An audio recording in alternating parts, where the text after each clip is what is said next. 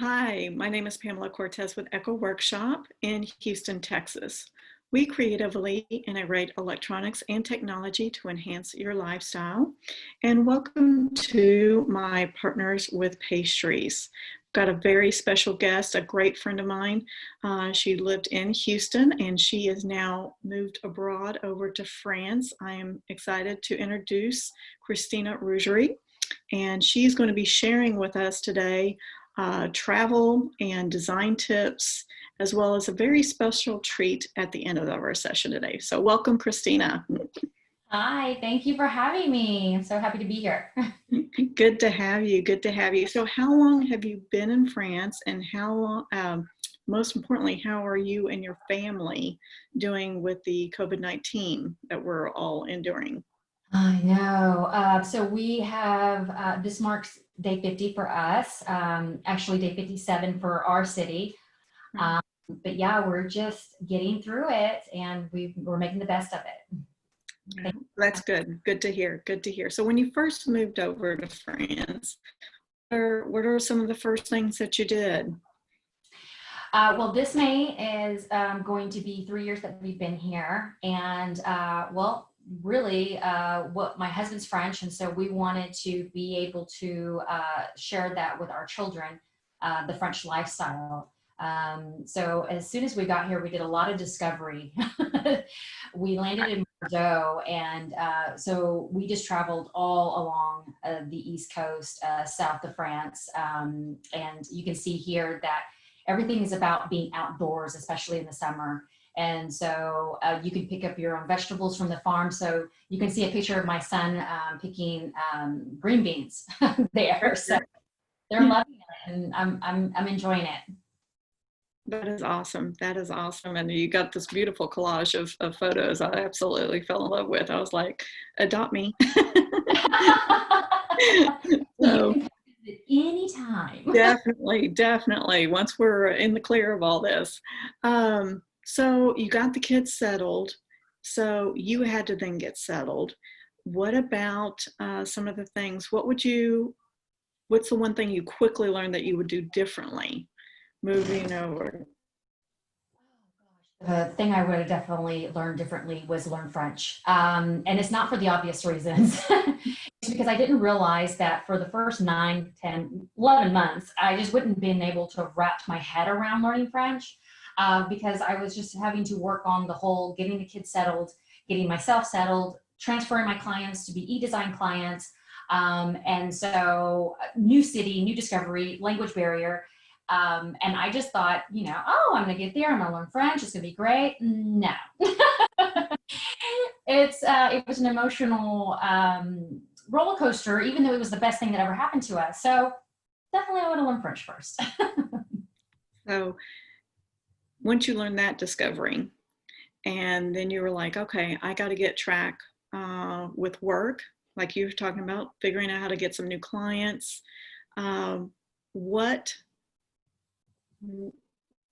did you basically do to create, like reevaluate your business plan from Houston to then go international?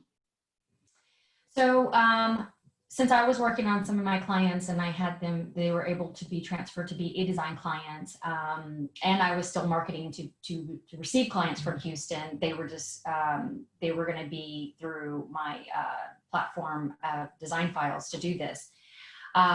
I was thinking, well, I want to still stay connected to the design world. And I was so involved in Houston. So I started a blog because this not only allows me to stay connected to the design world, but it was also allowing me to learn more about the European world of design because it's completely different vendors here. And we use some there, but they're mostly high end. And so this led me to one of the biggest shows in Paris called Maison Objet Show. And when I was there, I was really drawn to a bunch of these ethnic raw material type of decor. And so I thought, well, this kind of just led me to the idea of, well, I can actually be traveling to exotic places and doing this myself. Right. And then so I came home and I just thought of the idea of starting an online shop.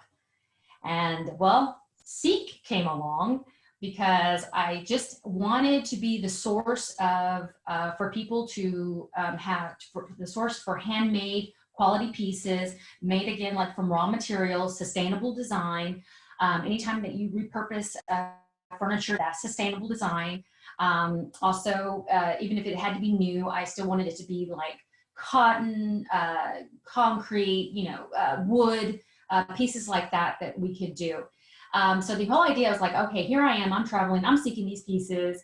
I'm making sure and doing quality control while I'm there, because a lot of these things may be sold as handmade, but they're not really handmade. Oh, okay. I just thought, well, I'm seeking and my clients are finding. So I thought, well, it's the I seek, you find type of Love that. brand is what the idea was. And so I even have like the hand selected with care. And well, Seek was just created that way. I felt I love my shop idea, and you can see a few of the examples here of what we carry. For example, going back to sustainable design, one of the things I like to do is shop did stock fabric. And well, here in France and Alsace, cotton is huge. So for example, that pillow I have a Moroccan pillow that I bought, which is Moroccan cotton. And then I bought some did stock fabric from an antique show here in France and Alsace, and I made a pattern and I created that. And so that's kind of like I'm playing around with the idea of creating pieces that are made from this material and saving it from the landfill. Nice. We got our Hammond towels, which are handmade, hand woven together, and baskets as well. And also the rug here is a good example that they take the little fabrics that are left over from other materials and they hand stitch these individually in Morocco. So yeah, I'm just really excited. We also have our website, which is in English and French. We ship worldwide, and I just love to have my pieces tell a story. So that is Seek for you. It's part of a good expression of yourself as well. Thank you. So it sounds like you use a lot of technology to run your business. A little bit more about that. And go ahead and also share, what technology you use, but then, what's important in reference to like working from home as well, and what some design tips. So interesting enough, I was doing working from home since we moved here because that was my way of life, because I didn't have a job. And however, this was not really the culture yet as it is right now. It was not Zoom. I was not able to do that. So I used my laptop a lot then, but now it's this huge culture. So I'm on Zoom. This is actually the platform I'm going to be using to present a project that I'm working on. Because as you can see what we're doing here, I'll be able to share with my client the presentation of the new design and the floor plan, everything else. So it's very, very good for what we're having to go into with this new technology working from home. Also, I mentioned earlier that I'm using an e-design software. Never needed that before in Houston. Everything was one-on-one. We would see each other and it was great. But take me outside of Houston and now abroad, I definitely needed to use this. And now more than ever, I will be needing to use this, even with clients that are going to be within my same city. It's going to be a way that we just have less interaction with each other, and we can still share the project together. I'm even going as far as learning French from Zoom right now. So just keep my French up because I'm on B1 level and I need to get fluent. So I see this is going to be the new way of life. So these are the things I use. Oh, WhatsApp. I love it because I don't know if you guys, but this is international. It's free. So because I have international clients from Houston and from France, WhatsApp is great for like my voice text to my clients. They're younger, so they're constantly just sending me voice text and I'm sending them voice text back. So it's really quick back and forth. So just wanted to throw that. Awesome. That's awesome. And then because we're all working from home, do you think it is going to stay this way? What are some helpful tips and designs that you would recommend? So yes, I do believe this is going to be our future. I don't see us really going back. What we will focus on is more of creating an environment, a working from home environment that stimulates creativity, that also helps us in our mental state, because, you know, for people like myself, I've been working from home, so I'm seasoned, but for others, this is a completely new world, and they just need to wrap their head around it. Yeah. Yes, I've been hearing that. So I want to focus on wellness design, on creating the space that is going to enhance that creativity in you, but also calm your anxiety, increase your concentration as well. So this is all going to go back to aromatherapy, sound therapy. I know this sounds like kind of out there, but trust me, this works. So the basis that you and I have talked about before, I mean, you have to have a sufficient network. I mean, you can't be running a meeting and then it's choppy or it cuts. You also want great lighting, task lighting, overhead lighting. This is important. Natural lighting for sure is, I'm a big advocate for natural lighting. If you can, face your desk towards the window to receive that kind of that natural light as well. Plus, it's not going to hit your screen because it's coming from the back of your screen. Also a huge fan, an advocate for greenery. We actually, this goes back to biophilic design, that greenery, we need to be connected to nature as human beings. So you want to be having your desk facing to see greenery. If you can see greenery anywhere in your room, you want to have that. Also bring it in. This goes back to clearing out the detoxifying the air in your room. Also, it just brings oxygen to the room. And well, now I'm going to go into definitely, I'm a person that I like to come in and I have my incense running. Essential oils is another good one. Peppermint is really, it promotes concentration. Rosemary is another good one. It creates mental clarity. Lemon just lifts your spirits as well. So there's kind of like those essential oils that you can bring in. I'm a big person for candles as well, just creates that kind of like that warm, homey feel as well. If you can't face your desk towards the window, I would definitely recommend creating a collage wall of anything that entices your creativity, whatever that means to you.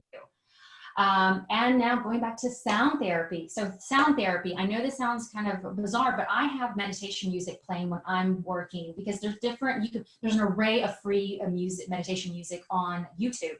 And there's one for brain wave concentration.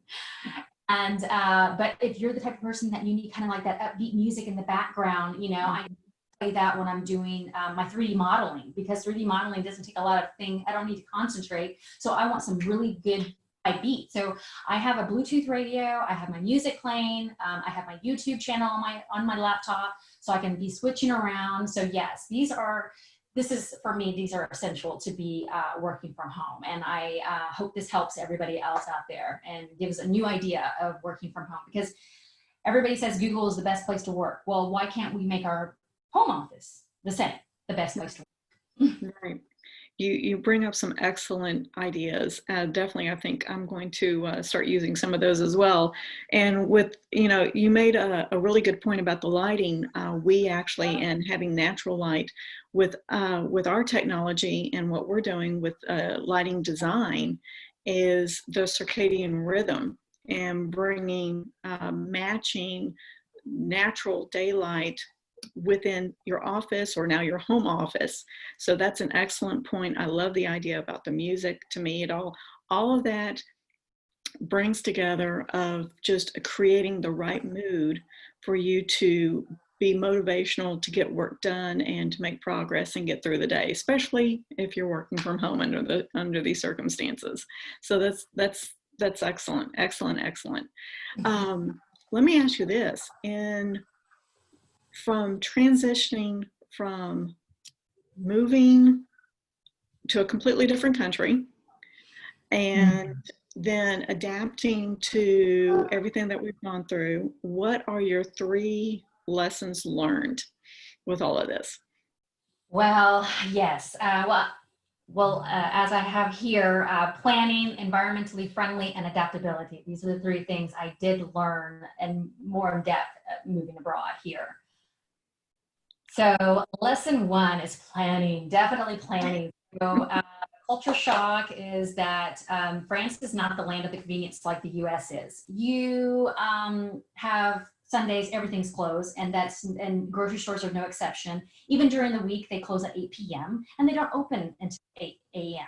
So I remember going in the US having to go stop at the grocery store like at 5 or 6 in the morning on the way to work or something. And this is something that you just have to plan ahead here. Even for like lunches, it's going to be open between 12:30 and 2:30. And then so if you are stuck and you can't get out until 3 or 4, it's just not going to happen. And so these are kind of like some of the things that what it did is it made me plan. It just made me a better organizer because I was not going to be accessible to, I was not going to have that, everything at my fingertips. Even some of the not grocery stores, but some of the retail stores, banks, all close at lunch. They're on lunch. Everybody else is closed. So it just made me a better planner. So I'm thankful for that. It sounds like you didn't have a choice. Yeah. It's either plan or go back to the US. What about lesson number 2? So this is a really good one. This actually ties back into where I got Seek from to want to be environmental friendly, because France really does have that culture of environmental friendly country. So, they're big on global warming. And so we recycle everything. So glass, paper, plastic, and you have to do it. And they make it very easy for you. Like we have bins on every corner to go and recycle our glass. Also for paper and plastic and stuff, they come to you and there's a certain day. So that's good. And I know we have that also in Houston. But one of the interesting things is that even the food they will not throw out. So for example, like at the grocery stores, at the very end of the day, if you come, you can actually take away the groceries. Some places may charge you a little something, but not really. They just can't throw it out by law. They are not going to be able to just throw out food. So I love that. But also a lot of the French food is made from recycling. So quiches are made from actually throwing in your leftovers and making it into the quiche. Nice. And croissants, almond croissants are actually made from the day-old croissants. French bread is made from stale bread. Jams are made from fruits that are about to go bad. So they just even recycle their food. And it's just phenomenal. It just kind of makes me more conscious about, not only recycling materials, but recycling our food and just being more conscious about how we're using our materials. I'm happy for this one. I was gonna say, that's a good one. We need to adapt to some of those ideas as well. That would be great. What about number 3? Yes. Well, I had to adapt, and I felt like I've always been an adaptable person, but this really made me to be like, no, this has really taught me to be adaptable, because everywhere we go, it's this theme of we move, I build, I connect, and then I had to move again, because we've done this. I moved 3 times within 2 years. Wow. And so every time I felt like I was just getting off the ground, it was like, nope, we're moving. So it just made me more adaptable, and to look at this as not, I wanted to be able to look at this as just, it was a challenge that I was going to have to get through, because I knew every time we went to a new city, I just wanted to get back to that Houston lifestyle that I had, where I was mom, where I was, an entrepreneur, where I was wife, but I also was Christina. I was very involved in the design world. So I had my design friends. We were able to still go out, collaborate, and I just had this different life. And so I wanted just to copy that and bring that into France. And so now I'm happy to say that we're settled into Mulhouse, and I'm starting to build that back up. So I'm really happy, but I did learn to be more adaptable than normal.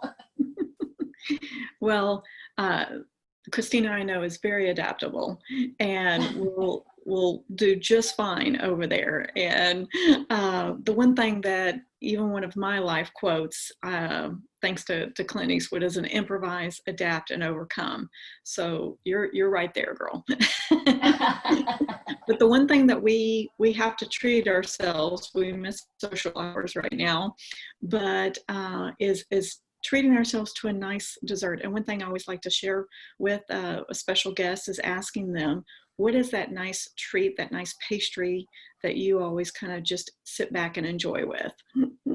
Ah, yes. Well, I brought our recipe. It's gâteau breton.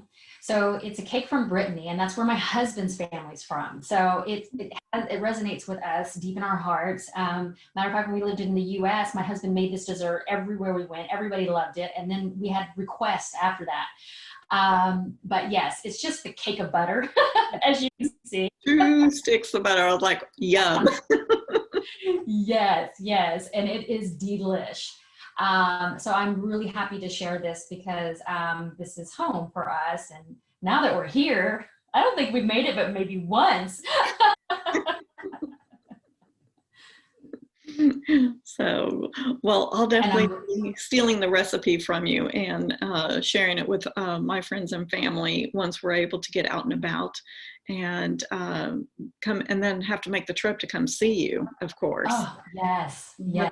I will make this cake in person for you. I was going to say, definitely, definitely. My French husband will actually.